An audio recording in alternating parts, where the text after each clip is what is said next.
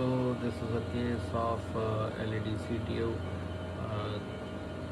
that the patient presented with. You can see that there is 100% LAD stenosis and it's a chronic total occlusion because there's the chest pain occurred about 1.5 years back and has been continuing on since. The patient also has some amount of calcification at the stenosis side, and there is some collateral from the RCA also that, just for the sake, I have not shown it right now. Pretty tough wiring, as you can see.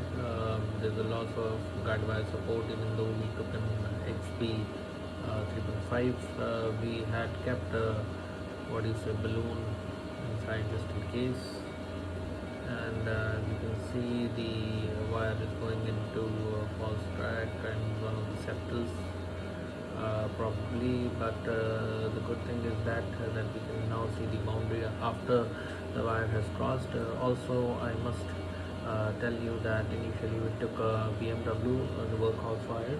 Obviously that failed to cross, then we used pilot 150 and then a pilot 200, and I think that has done the job.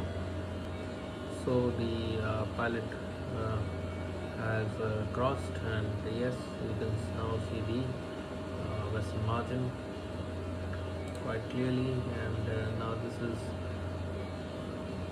what we're doing is the pre-dilatation.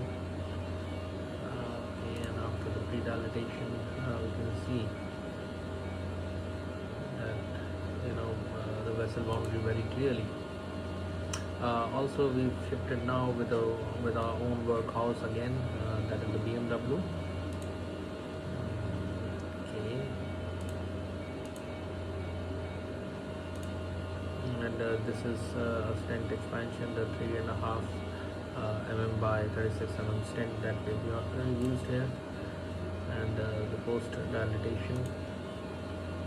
I think it's an overall nice result that we've got. Sentimental flow, but it is quite common after CTOs, and the patient did well, and with some nicorandil and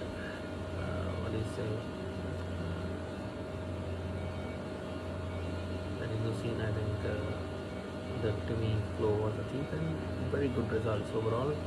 And let me just show you the first view and now. So this was the initial view.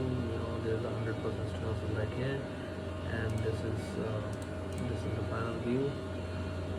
Good results. Thank you.